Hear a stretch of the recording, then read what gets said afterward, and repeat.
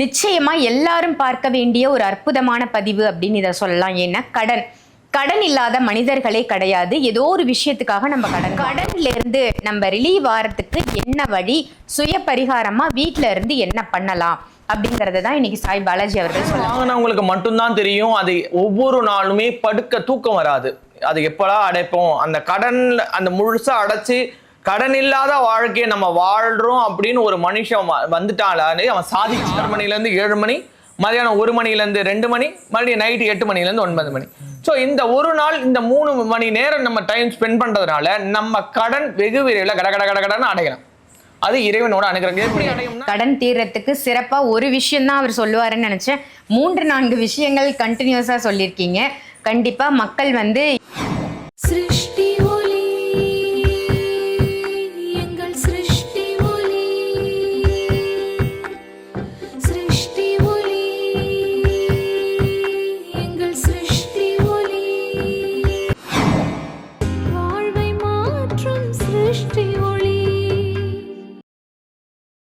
சிருஷ்டி ஒளி சொந்தங்கள் அனைவருக்கும் அன்பான வணக்கங்கள். இன்னைக்கு நம்ம சிருஷ்டி ஒளியில எதை பத்தி பார்க்க போறோம் அப்படின்னா, நிச்சயமா எல்லாரும் பார்க்க வேண்டிய ஒரு அற்புதமான பதிவு அப்படின்னு இதை சொல்லலாம். ஏன்னா கடன் இல்லாத மனிதர்களே கிடையாது. ஏதோ ஒரு விஷயத்துக்காக நம்ம கடன் வாங்குறோம். அந்த கடனை அடைக்க முடியாம நிறைய பேர் திண்டாடுறீங்க அப்படின்னு நிறைய இங்க வர பீப்புளும் சொல்லியிருக்கீங்க, கோவிலுக்கு வந்தவங்களும் சொல்லியிருக்கீங்க. ஸோ கடன்ல இருந்து நம்ம ரிலீவ் ஆகிறதுக்கு என்ன வழி, சுய பரிகாரமா வீட்டுல இருந்து என்ன பண்ணலாம் அப்படிங்கறத தான் இன்னைக்கு சாய் பாலாஜி அவர்கள் சொல்ல போறாங்க. வாங்க தெரிஞ்சுக்கலாம்.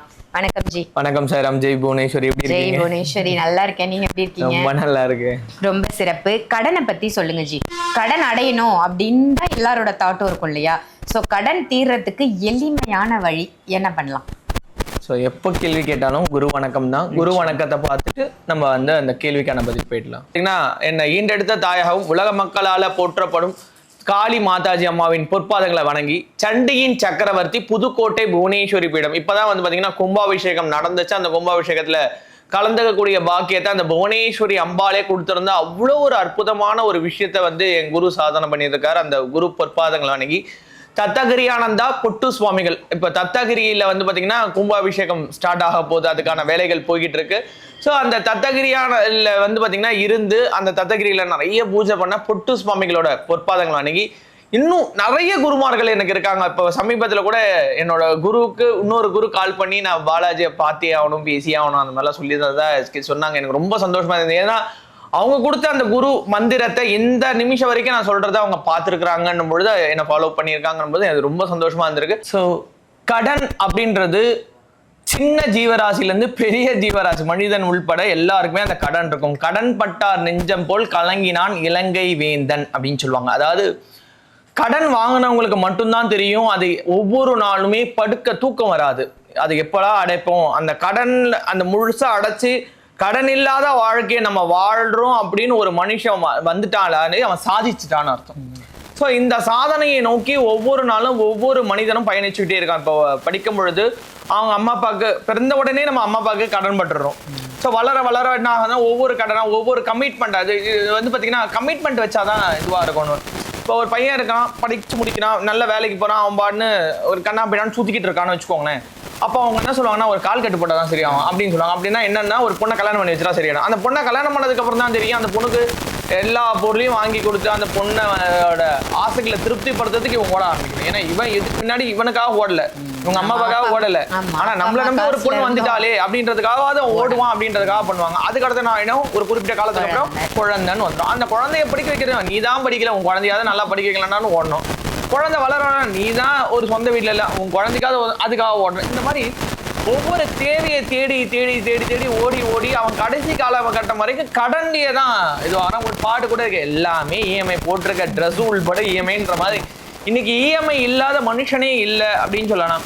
அப்போ இந்த இஎம்ஐல இருந்து இந்த கடன்ல இருந்து தப்பிக்கிறதுக்கு இப்போ வட்டி வாங்குறோம், அதுக்கு இன்னொரு இடத்துல கடன் வாங்குறோம், இன்னொரு இடத்துல கடன் வாங்க, இந்த கடன் வாங்கி இந்த கடன் கொடுக்கும், அந்த கடன் வாங்கி இப்படிதான் மாத்தி மாத்தி மாத்தி மாத்தி போதே தவிர்த்து இப்போ நம்ம வந்து 9% ஒரு பேங்குக்கு போகிறோம், சார் உங்களை கடன் அடைக்கிறதுக்கு இது வழி இருக்குன்னு சொல்லலை. கோல்டு லோன் தரோம், ஹோம் லோன் தரோம், கார் லோன் தரோம், பர்சனல் லோன் தரோம், இந்த மாதிரி தான் சொல்கிறாங்களே தவிர்த்து இந்த கடனை இப்படி அடைக்கலாம், இதெல்லாம் நீங்கள் இதெல்லாம் பண்ணலாம் அப்படின்ற வழிகளை இதுவரையும் யாரும் நமக்கு சொன்னதில்லை. அப்படி சொன்னாலுமே அதை நம்ம வந்து இம்ப்ளிமெண்ட் பண்றது ரொம்ப கஷ்டமான ஒரு விஷயமா இருக்கு. எதனாலன்னா இன்னைக்கு நான் வந்து ஒரு 20,000 ரூபாய் சம்பாதிக்கிறேன் அப்படின்னும் பொழுது எதிர்பாராத ஒரு செலவினம். அந்த எதிர்பாராத செலவுனா என் ஃப்ரெண்டுக்கு ஒரு கல்யாணம் வைக்கிறாங்க, அப்ப அங்க போனா சும்மா கை வீசிட்டு போக முடியாது, ஏதோ ஒரு வெளியில செலவு நம்ம மொய்யின்னு ஆகணும். சரி, நம்ம வீட்டுல ஏதோ ஒரு குழந்தைக்கு ஒரு ஃபங்க்ஷன் வைக்கிறோம்னு சொன்னோம்னா நம்மளோட 20,000 ரூபாய் சம்பளத்துல நம்ம ஒரு ஷெட்யூல் போட்டு வச்சிருப்போம். வாடகை, கரண்ட் பில்லு, மளிகை ஜாமான், இந்த மாதிரி ஒரு ஷெட்யூல் போட்டு நம்ம வாழ்க்கையை கொண்டு போகும்பொழுது எதிர்பாராத ஒரு செலவுகள் வந்து கமிட்மெண்ட்ல மாட்டிக்கணும். சில பேர் ஆடம்பர செலவுல கமிட்மெண்ட்ல மாட்டிக்கிறாங்க. ஸோ எந்த கமிட்மெண்டா இருந்தாலும் கடன் பட்டாச்சு, எப்படி தண்ணியில தூக்கி போட்டா நீச்சல் அடிச்சு வெளியில வரணும், இல்ல கடவுளே கருணையை வச்சுக்கிட்டு ஏதோ தண்ணி வச்சு வந்து நம்மள வெளியில போடணும். இப்போ 2வது கட்டம், நம்மளால நீச்சல் அடிச்சு வெளியில வர்றது ரொம்ப கஷ்டம். கடவுள் முடிவு பண்ணாருன்னா நிமிஷ நேரத்துல அந்த கடலால வேகமா அடிச்சுட்டு வந்து தூக்கிட்டு வந்து வெளியில போடுற மாதிரி நம்ம வெளியில வரலாம். அதுக்கான வழிகள் தான் நம்ம பார்க்க போறோம்.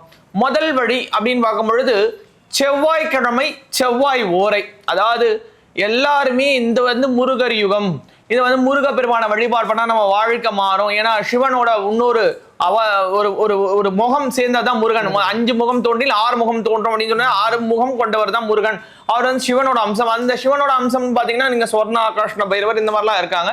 சோ ஃபர்ஸ்ட் எடுத்தோடனே நான் சொல்லக்கூடிய ஒரு முதல் பரிகாரம் வந்து செவ்வாய்க்கிழமை செவ்வாய் ஓரையில முடிஞ்ச அளவுக்கு கடனை கொடுக்க பார்க்கணும். சோ என்ன இருக்கோ அதை எடுத்துட்டு போய் அங்க கொடுக்கணும். எல்லாம் சொல்லுவாங்க செவ்வாய்க்கிழமையில காசு கொடுக்கணும், நம்ம கிட்ட இருக்கிறதெல்லாம் போயிடும். உண்மை அது கிடையாது. செவ்வாய்க்கிழமையில கடன் தான் வாங்கக்கூடாது, தவிர்த்து கடன் கொடுக்கலாம், அடைக்கலாம். அதுக்கு 3 டைமிங் இருக்கு. காலையில 6 மணில இருந்து 7 மணி, மதியானம் 1 மணில இருந்து 2 மணி, நைட் 8 மணில இருந்து 9. சோ இந்த 3 டைம்ல ஏதோ ஒரு டைம்ல அந்த கடனை கொடுக்க பார்க்கணும். குளிகை நேரம் கடனை கொடுக்க பார்க்கணும். அதே செவ்வாய்க்கிழமை குளிகை நேரத்துல கடனை கொடுக்க பார்க்கணும். இது வந்து நம்ம கிட்ட இருக்கிற ரிசோர்ஸ் வச்சு கொடுக்கறது. இப்ப நம்ம கடவுள் வழிபாடுக்கு வரோம் அப்படின்னு சொன்னோம்னா செவ்வாய்க்கிழமை அப்படின்றது இந்த சகப்பு அலரிப்பூ சாற்றி முருகப்பெருமான வழிபாடு பண்ணக்கூடிய ஒரு நல்ல நாள். அப்போ செவ்வலரி மலரை கொண்டு முருகனை வந்து அர்ச்சிக்கிறது, சட்கோணம் மறைஞ்சு முருகனை வழிபாடு பண்றது, இந்த மாதிரி விஷயங்கள் இருக்கு. இப்போ என் குரு வழியில இது நிறைய பெனிஃபிட் கொடுத்த ஒரு பூஜை முறையை சொல்ற பாருங்க. ஸோ 8 வாழை இலை வாங்கணும். அந்த 8 வாழை இலை கட்டாயம் இருக்கக்கூடாது, நடுவில் கட்டாயம் இந்த கிழிஞ்சு இருக்கிறது, பழுத்து போயிருக்கிறது. ஆமா, நல்ல எடையா வாங்கினா அந்த 8 வாழையும் ஒரே சைஸா இருக்கணும். வச்சோம்னா ஒரே ஈக்குவல் சைஸா இருக்கணும். அந்த 8 வாழைகளை நுனி வந்து ஒன்னா வரணும். இப்போ இப்படி ரவுண்டா இருக்கிற மாதிரி வச்சுட்டு அதோட சென்டர் பகுதியில நவதானியத்தை வைக்கணும். நவதானியத்தை வச்சு அதுல ஒரு அகல் விளக்கு. இப்ப 8 கார்னர் இருக்கு இல்லைங்களா, அந்த 8 கார்னர்லயும் அகல் விளக்கு. அப்போ மொத்தம் 9 அகல் விளக்கு. இது யாருக்குன்னா நவகிரகத்துக்கு. ஏன்னா நவகிரக பிடியில தான் ஒவ்வொரு மனிதனும் வாழறான். இறைவனே நவகிரகத்துல தான் சொல்றாங்க. என்னதான் இறைவன் நவகிரகத்தை படைச்சாலும் அந்த நவகிரகத்தோட பிடியில தான் இறைவனும் சிக்கி தவிக்கிறாங்க. இதுக்கு ஒரு எடுத்துக்காட்டு சொல்லணும்னா சிவபெருமான் கல்யாண நேரத்துல வந்து பாத்தீங்கன்னா சனி ஈஸ்வர பகவான் வந்து பிரம்மதேவரோட உள்ள போனதுனால அந்த கபாலம் கையில ஒட்டிக்கிறது, கங்காதேவியோட இதனால அவரோட சனீஸ்வர பகவான் கால் உடனே, இந்த மாதிரி நம்ம நிறைய சொல்லிக்கிட்டே போகலாம். ஸோ நவகிரகத்தை முதல் வழிபாடு பண்றதுக்கு இந்த விஷயங்கள் வரும். அதுக்கு அடுத்தது முருகனுக்கான சட்கோணம். சட்கோணம்ன்றது ஒரு ஸ்டார் யந்திரம். நம்ம வந்து பாத்தீங்கன்னா சந்தனத்தையும் மஞ்சளையும் ஒன்னா கலந்து குழைச்சு நம்மள வீட்லயே ஸ்டார் வரையணும். நல்லா ஸ்டார் வரைஞ்சு அதுல வந்து பாத்தீங்கன்னா சரவண பவ அப்படின்னு எழுதி சென்டர்ல ஓம், வடநாடு ஓமோ இல்ல தமிழ் ஓமோ வரைஞ்சு அதுல முருகனோட விக்கிரகத்தையோ இல்ல முருகனோட வேலையோ இல்ல முருகனுக்கான அந்த பொருளை ஏதாவது ஒரு பொருளை வைக்கணும். இப்ப என் வீட்டுல முருகர் போட்டோவும் இல்லைங்க, விக்கிரகமும் இல்லைங்க அப்படின்னா கூட சிவப்பு கலர் அலரி பூவை சுத்தி வச்சுட்டு அந்த இந்த சட்கோணத்திலயும் அந்த சிவப்பு அலரி வச்சுட்டு அந்தந்த இடத்துலயும் மறுபடியும் விளக்கு வைக்கணும். மறுபடியும் அந்த 6 இதுக்கும் வைக்கணும். வச்சுட்டு அந்த 3 இதுலயுமே வழிபாடு பண்ணணும். காலையில 6 மணில இருந்து 7 மணி, மதியானம் 1 மணில இருந்து 2 மணி, மறுபடியும் நைட் 8 மணில இருந்து 9 மணி. ஸோ இந்த ஒரு நாள் இந்த 3 மணி நேரம் நம்ம டைம் ஸ்பெண்ட் பண்றதுனால நம்ம கடன் வெகு விரைவில் கடன்னு அடையலாம். அது இறைவனோட அனுகிரகம். எப்படி அடையும்னா வெளியில இருந்து யாரும் கொடுக்க மாட்டாங்க. நம்மளோட வருமானத்தை முருகப்பெருமான் அதிகரிப்பாரு. ஸோ நம்ம இப்போ ஒரு இடத்துல கான்ட்ராக்ட் எடுத்தோம்னா ஒரு 2-3 இடம் கான்ட்ராக்ட் கிடைக்கலாம். நம்ம கிட்ட வேலை பார்க்குறவங்க அதிகமாகி நம்ம வேற இடத்துல ஒரு வேலைகளை எடுக்கிற ஒரு சூழ்நிலை உருவாகும். இப்போ நமக்கு வேலைகள் அதிகமானாதான் அதுக்கேற்ற ஆட்கள் கூட நின்று நம்ம கடகடன்னு இந்த வேலைகள் பண்ணி நம்மளோட முயற்சி இறைவனோட அனுகிரகம் இது 2 கிடைக்கும். அதுக்கு அடுத்தது வந்து பாத்தீங்கன்னா ஒவ்வொரு வெள்ளிக்கிழமை தோறும் மறவாது 11 வெள்ளிக்கிழமை அம்பாள் கோயிலுக்கு வந்து பாத்தீங்கன்னா இந்த தாழம்பூ குங்குமம் சொல்லுவாங்க. அந்த தாழம்பூ குங்குமத்தை தானமா கொடுத்துட்டு வர்றது. அம்பாள் கோயில்ல ஏதாவது ஒரு அம்பாள் கோயிலை செலக்ட் பண்ணி ஒரே இதுவா தாழம்பூவை கொடுத்துட்டு வர்றது. இது மூணாவது வந்து பாத்தீங்கன்னா 27 அந்த மிளகு எடுத்து வெள்ளை துணியில பைரவரை ஒவ்வொரு மிளகு எடுக்கும் போது சொர்ண ஆகாஷ்ண பைரவரே என்னோட கடன் பிரச்சனை முழுமையா தீரணும், இதுக்கு நீ தான் அனுகிரகம் பண்ணணும்னு வைக்கணும். அந்த மாதிரி 27 சொர்ண ஆகாஷ்ண பைரவரை நனைச்சு வச்சு அதை ஒரு மூட்டையா கட்டி தலைமாட்டில் வச்சு படுத்துடணும். அடுத்த நாள் அதை எடுத்து சொர்ண ஆகாஷ்ண பைரவர் கோயிலுக்கு போய் ஒரு அகல் தீபத்துல இழுப்ப எண்ணெய் ஊற்றி அதை தீபமா ஏத்திட்டு வந்துடுறது. இது அதுக்கு அடுத்தது வியாழக்கிழமையில இல்லைன்னா இதே மாதிரி செவ்வாய்க்கிழமை செவ்வாய் ஓரையில ஒரு மஞ்சள் துணி எடுத்து 3 கை நிறைய கல்லுப்பு எடுத்து அந்த மஞ்சள் துணியில போடணும். போட்டு ஒவ்வொரு கைப்பிடி எடுக்கும் போதும் இந்த கைப்பிடியில எப்படி கல்லுப்பு இருக்குதோ அதே போல என் கடன் இருக்குது, அந்த கடன் வெகு விரைவில் கரைஞ்சு போகணும் அப்படின்னு போடணும். இந்த கல்லுப்புல எப்படி இருக்குதோ அந்த மாதிரி கரைஞ்சு போகணும். 3 வாட்டி வச்சு மூட்டையா கட்டிடணும்.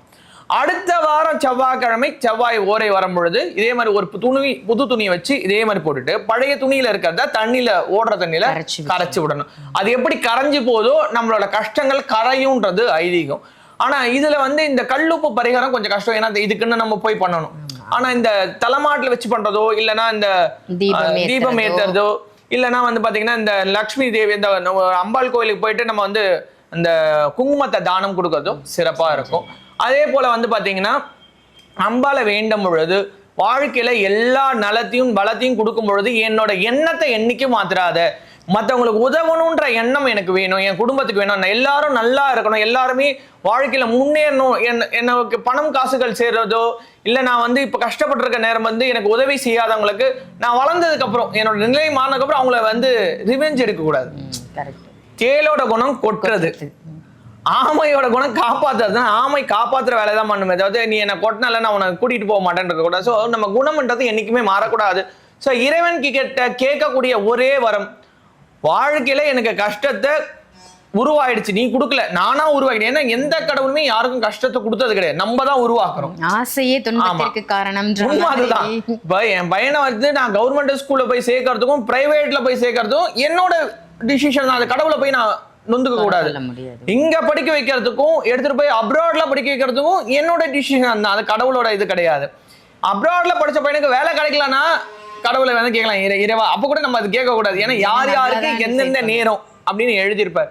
ஸோ இறைவனை முழுமையா காலடியை பிடிச்சவங்க, அதாவது குரங்குப்புடி பிடிச்சவங்க இறைவன் இன்னைக்கு கைவிட்டதா சரித்திரம் கிடையாது. ஸோ முழுமையா இந்த பரிகாரங்கள்ல இதுல ஏதாவது ஒரு பரிகாரத்தை கரெக்டா ஃபாலோ பண்ணுங்க. எந்த ஒரு விஷயம் நடக்கனாலும் 9 வாரம் பண்ணணும்.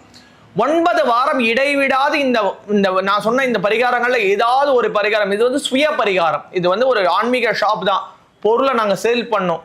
ஆனா அந்த பொருளை சேல் பண்ணாம நீங்க எல்லாரும் நல்லா இருந்தா நீங்க பல பேருக்கு சொல்லுவீங்க. ஏன்னா நீங்க எல்லாருமே எங்களோட குடும்பம், அந்த குடும்ப நபர்கள் நல்லா இருக்கணுன்றதுக்காக தான் இந்த கடையை புவனேஸ்வரி நடத்த நாங்க பண்ணிக்கிட்டு இருக்கோம். ஸோ இந்த பொருட்கள்ல ஏதாவது ஒரு பரிகாரத்தை பண்ணலாம். மேலும் உங்களுக்கு ஏதாவது பொருள் வேணும்னா www.srishtioli.com வெப்சைட்ல போய் பார்க்கலாம், இல்லைன்னா சிருஷ்டிஒலி யூடியூப் சேனல்ல பார்க்கலாம். கண்டிப்பா ரொம்ப ஒரு கடன் தீர்றதுக்கு சிறப்பா ஒரு விஷயம் தான் அவர் சொல்லுவாருன்னு நினைச்சேன். 3-4 விஷயங்கள் கண்டினியூஸா சொல்லியிருக்கீங்க. கண்டிப்பா மக்கள் வந்து இந்த பரிகாரங்களை செஞ்சு கடன்ல இருந்து நிவர்த்தி அடையணும் அப்படின்னு கேட்டுக்கிறேன். இதே மாதிரி வேற ஒரு நல்ல நிகழ்ச்சியில சாய் பாலாஜி அவர்களோட உங்களை நான் சந்திக்கிறேன். நன்றி, வணக்கம்.